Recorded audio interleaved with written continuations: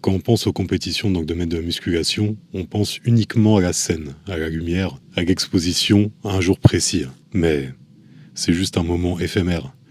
Et la compétition, c'est des mois de préparation, de travail de l'ombre, de moments où personne ne vous applaudit, où personne n'est derrière vous, où personne ne sait vraiment ce que vous faites. Ce qui est intéressant de constater, c'est que vous pouvez faire tout de suite un parallèle avec n'importe quel projet vraiment important que vous lancez dans votre vie. Ça va être la même logique. Et au cours de notre existence, on fantasme parfois sur le fait d'accomplir de grandes choses. Sauf que, encore une fois, on pense juste au jour où on est sur scène, pour continuer dans cette analogie avec la compétition. Et voilà le fond du problème, et ce qui fait qu'on a tant de mal à avancer d'une manière générale, c'est qu'on ne pense qu'au résultat, et bien peu au cheminement qui nous emmène vers ce résultat. Au moment où je tourne cette vidéo, on sera à 6 semaines de la compétition, donc on peut dire qu'on est vraiment sur la dernière ligne droite. Est-ce que je suis prêt? Pas une seule seconde. Je m'en doutais que je serais prêt plus tard que d'habitude, parce que je suis monté bien plus haut au niveau de la prise de masse, et donc par extension j'ai plus de gras à perdre au niveau de la sangle abdominale. C'est juste une conséquence logique du choix que j'ai fait. Est-ce que ça me stresse? Pas une seule seconde. Pourquoi? Parce que, encore une fois, je fais confiance au processus, je fais confiance à ce que j'ai mis en place, à ce que je prévois de faire. Maintenant, ce que j'ai envie de mettre en avant, comme toujours à travers ce que je vous propose, c'est l'évolution mentale qui m'a été permise par cette préparation. Et là, sincèrement, c'est la première fois que je vis aussi sereinement une préparation. C'est ma 6e compétition, je crois. J'ai jamais été aussi bien, aussi serein. Et c'est vraiment une grande première pour moi. À chaque compétition, j'ai quand même mieux géré les choses. Psychologiquement, je me sentais un peu mieux.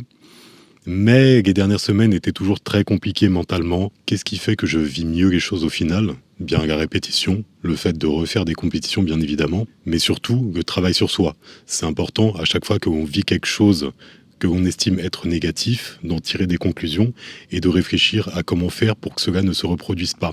Et c'est exactement ce que j'ai fait à chacune de mes compétitions. Je me suis analysé, j'ai analysé le contexte, mes réactions, pourquoi je réagissais de telle ou telle façon, et j'ai fait en sorte que ce ne soit plus le cas. Et donc à force de travail, un peu comme un muscle, eh bien, on s'améliore. Maintenant, un autre point important aussi, c'est d'embrasser pleinement le processus. C'est-à-dire, trop souvent, quand on veut faire des compétitions, on développe une sorte de réticence pour le chemin. On considère les entraînements comme une contrainte, le fait de suivre la diète, j'en parle même pas, le fait de se couper un peu de tout, on vit tout ça très mal parce qu'on lui donne une connotation négative. Pour ma part, c'est devenu un domaine dans lequel je me sens vraiment bien, parce que c'était comme si au quotidien, je sculptais par ce comportement le résultat final. Je ne le vois jamais comme une contrainte, mais comme un ensemble de tâches ludiques, de mini-quêtes que je dois accomplir quotidiennement pour réussir à avancer. Et cet état d'esprit aide énormément à mieux vivre les choses, à mieux les accepter et même à les apprécier. Et vous voyez, quand on parle de solitude un peu induite par tout ce processus de préparation. Encore une fois, souvent on se plaint d'une situation, mais parce qu'on manque de vision globale. Quand on prépare de manière épisodique des compétitions, ça concerne juste quelques mois dans l'année. Et qu'est-ce que quelques mois à l'échec d'une vie? C'est rien du tout.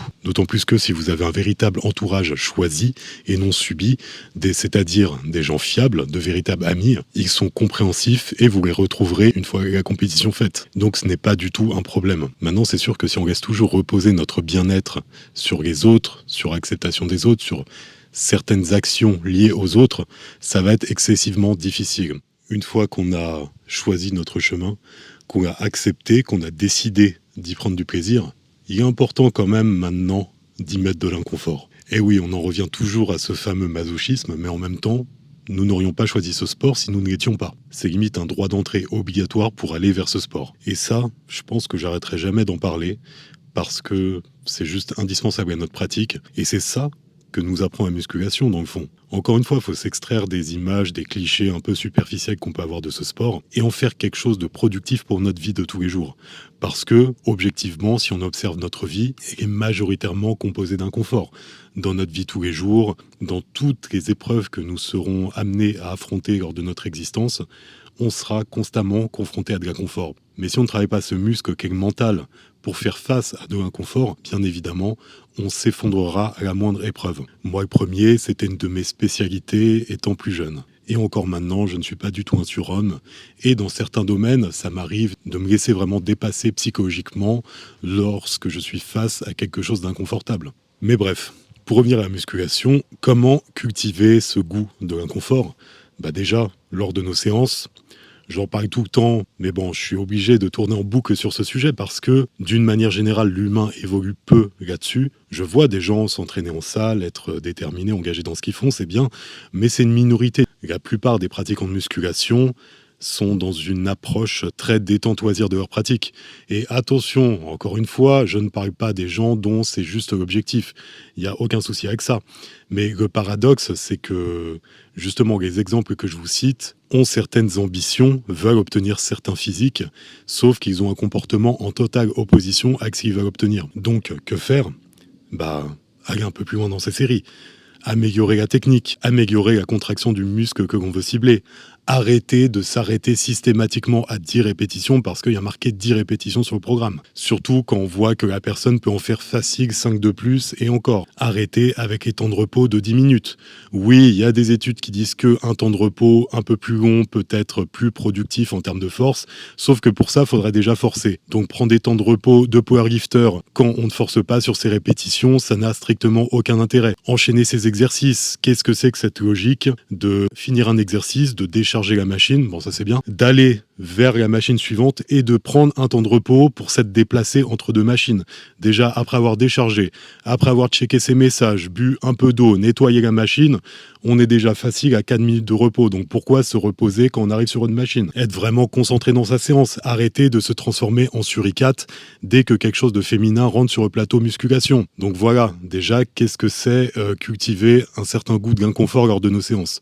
Ensuite, la diète. On en revient toujours à cette sempiternelle problématique, mais c'est le nerf de la guerre pour révéler vos résultats en salle. Oui, certains influenceurs essaient de vous faire croire qu'on peut avoir leur physique en faisant des écarts de manière répétée, parce qu'ils oublient la composante génétique et ils font de leur cas une vérité générale, et c'est ce que vous préférez croire parce que ça va dans votre sens.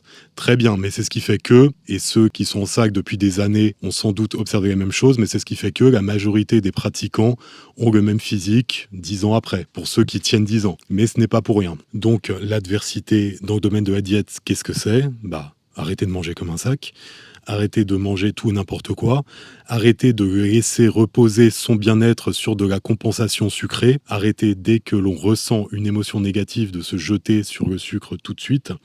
Arrêtez au final de compenser justement ces émotions par de la nourriture et commencez peut-être à travailler psychologiquement sur ces émotions. Ça aurait peut-être un peu plus de sens pour ne pas se laisser dominer justement par son côté émotionnel. On a une raison, on a un mental. Au bout d'un moment, ce serait bien d'en faire quelque chose et d'arrêter d'être juste des êtres de pulsion. Et encore une fois, en prenant de la hauteur par rapport à la musculation, en travaillant ainsi notre rapport à l'adversité, vous imaginez tous les bénéfices que vous pourrez en retirer dans votre vie de tous les jours, dans d'autres domaines. Le simple fait de ne plus être dépassé par ces émotions, vous imaginez le bien-être que ça peut vous procurer au quotidien. Bon, vous devez vous demander, mais où il va en venir en fait avec tous ces concepts? Pourquoi il nous raconte tout ça? C'est juste pour évoquer pourquoi je fais des compétitions. Je n'ai pas de passion pour les compétitions. Je n'ai aucune prétention dans ce milieu. Je sais que je ne serai jamais pro. Maintenant, pourquoi faire tout ça au final? Mais exactement pour tout ce que je viens de vous évoquer. Je suis arrivé dans le milieu des compétitions vraiment par hasard et j'y ai trouvé quelque chose que je ne pouvais pas soupçonner. En fonction des profils, oui, ça peut plus nous retirer des choses que nous en donner. Mais dans mon cas, c'est l'inverse. Déjà, par rapport à la personne que j'étais, quelqu'un d'une timidité extrême, ça m'a tout simplement aidé à mieux accepter le regard des autres. Par extension, ça m'a tout simplement aidé à mieux m'accepter. Mais surtout, au-delà de tout ça, au-delà du côté superficiel lié juste au physique, ce sont toutes les compétences mentales que ces expériences m'ont apportées qui m'importent. Cela m'a montré que j'étais capable de bien plus de choses que je ne le pensais, que je pouvais aller plus loin quand je ne me sentais plus capable de faire le moindre pas, que j'avais bien plus de ressources en moi que ce que je croyais, et que j'étais capable de bien plus de contrôle sur mon être et donc par extension sur ma vie que je ne le pensais. Là, la compétition, elle approche. Et j'en ai strictement rien à faire du résultat. Parce que j'ai déjà trouvé ce que je recherchais. Avant de commencer tout ce processus, professionnellement, ça n'allait pas très bien. On peut dire que j'étais plus dans la survie que dans la vie. Mais, grâce à ce que m'a appris la musculation, j'ai persévéré, j'ai continué. quotidiennement, dans l'ombre, sans bruit. J'ai fait ce qui devait être fait, malgré l'absence mais totale de résultats. J'ai continué. Et depuis 2 mois, ça commence à aller mieux. Évidemment, c'est pas du tout une destination finale, c'est pas du tout un succès colossal, mais on tend vers du mieux. Et c'est ça le plus important pour moi. Et surtout, la musculation m'a aidé à accepter justement cette situation de fournir énormément d'efforts en voyant très peu de résultats. Ça vous donne une sorte de foi que vous pouvez après expérimenter au quotidien, où vous comprenez que rien n'est immédiat, mais que si vous persévérez, en appliquant les choses avec bon sens bien entendu, il y aura une amélioration et donc plus de résultats. C'est ça, la victoire que je cherche à travers les compétitions. Et donc, on peut dire que je l'ai déjà gagnée. Mon but initial, c'était de progresser, de mieux me connaître, d'avancer professionnellement. Les compétitions, c'est un plus dans ma vie. C'est pas le centre, loin de là. Et à travers cette expérience, je voulais d'une part me renforcer, mais également vous transmettre quelque chose. Vous montrer le cheminement de quelqu'un qui n'est pas du tout compétiteur dans l'âme, qui n'est pas du tout fait pour ce sport, dont la génétique lui rappelle quotidiennement qu'il aurait mieux fait de faire du badminton. Et malgré tout, j'ai réussi à avancer. Toutes mes croyances auparavant ne me faisaient penser que du négatif sur moi-même. Pour moi, je n'étais capable de rien, d'avancer nulle part, de ne rien obtenir dans ma vie. Et à force de travail sur ces croyances, sur ce mental, j'ai réussi à avancer. Et vraiment, là, je me rends compte à quel point tout se relie au fur et à mesure du temps. Et sans cette expérience de la compétition à travers la musculation, je pense que j'aurais déjà abandonné l'entrepreneuriat. Tellement on y trouve des similitudes dans cette logique de fournir des efforts quotidiens et de ne pas avoir de résultats sur le court terme. Et là, je me rends compte que donc, je suis bientôt sur la fin de ma préparation. Je ne me suis jamais senti aussi serein lors d'une préparation. Ça va beaucoup mieux professionnellement. J'avance dans tous les domaines dans lesquels j'ai envie d'avancer. Que demander de plus ?